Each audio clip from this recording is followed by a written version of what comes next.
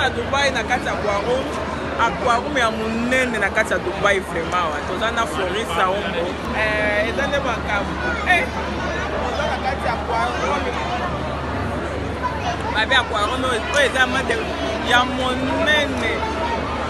The biggest in the world. Yango te fo. The biggest in the world. Yango vraiment babi Paola Schengen, babi mo sonza matata ko kila. Na ne o Schengen na bimate, no répéter kaka.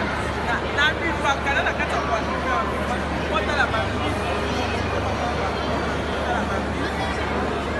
Mota la bambisi, awa vraiment eza mama na bambisi. Oboyo sali mokili na yo.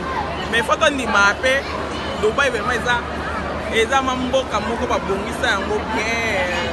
Basala vraiment ba décoration. En tout cas, toyebi que ça kokolo bango eza magie ou bien ezali